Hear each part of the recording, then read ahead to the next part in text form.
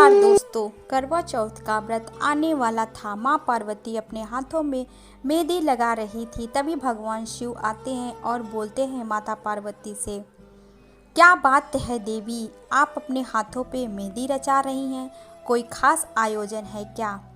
माता पार्वती कहती हैं, कल करवा चौथ का व्रत है स्वामी, आपको तो ज्ञात ही है इस व्रत से मेरा कितना ज़्यादा लगाव है। मैं भी प्रतिवर्ष इस व्रत के आने का आस लगाती हूँ।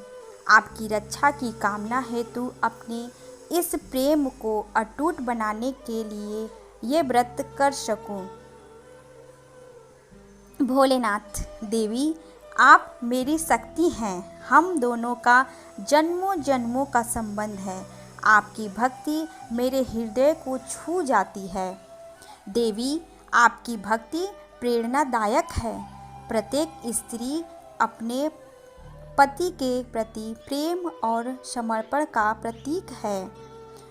स्वामी, मैं चाहती हूँ कि इस व्रत को पृथ्वी लोक में जाकर करूँ। मैं मनुष्यों के बीच में मनुष्य रूप लेकर पृथ्वी लोक में जाकर ये व्रत करना चाहती हूँ। तो भोलेनाथ बोलते हैं, ठीक है पार्वती, जैसा आप चाहें। माता पार्वती एक सुंदर सी स्त्री का रूप लेती हैं और वह पृथ्वी लोक चली जाती हैं। कुछ औरतें तैयार होकर 16 श्रृंगार कर पूरा माथे पे मांग टीका, गले में हार, पैर में पायल, नया वस्त्र, पाँव में बिछुआ, हाथों में मेहंदी, सभी औरतें पूरा 16 श्रृंगार कर तैयार होकर हाथों में पूजा की थाली लेकर पूजा करने जा रही थी। तभी एक औरत का नज़र माता पार्वती पे आता है। अरे बहन, तुम कहाँ जा रही हो पूजा करने? तुमको तो मैंने पहले कभी नहीं देखा यहाँ पे, इस गांव में नई आई हो क्या? तभी सामने से आवाज़ आता है। माता पार्वती कुछ कहना ही चाहती है और वो कहते कहते रुक जाती हैं, क्योंकि सामने से आवाज़ आता है, अरे बहन जल्दी करो, पूजा स्टार्ट होने वाली है।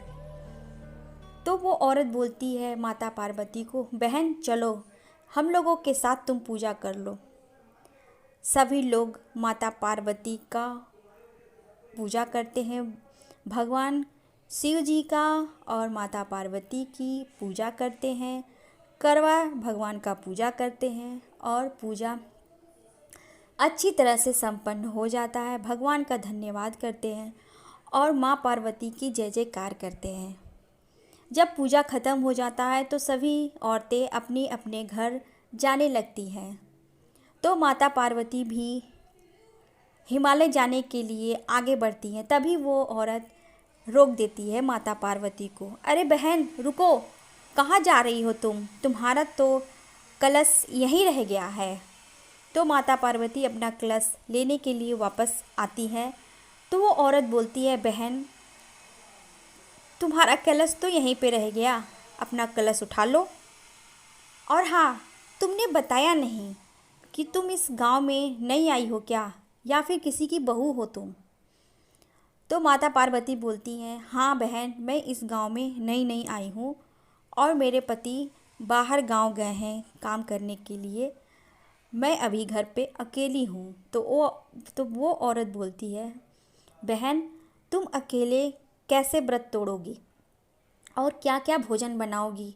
तुम चलो मेरे साथ, मैं कई तरह का भोजन बनाई हूँ, पकवान बनाई हूँ, चलो मेरे घर और मेरे साथ ही तुम व्रत को खोलना। तो माता पार्वती उस औरत को इनकार कर देती है कि मैं तुम्हारे साथ नहीं जाऊंगी, मुझे घर जाना ज़्यादा ज़रूरी है। तभी वो औरत बार बार आग्रह करने लगती है कि चलो बहन मेरे घर चलो, चलो बहन मेरे घर चलो।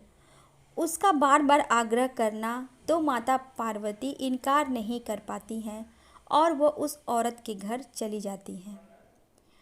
वहाँ पे कुछ औरतें हाथ में पूजा का थाली लिए और छलनी लिए चांद का इंतज़ार कर रही थी।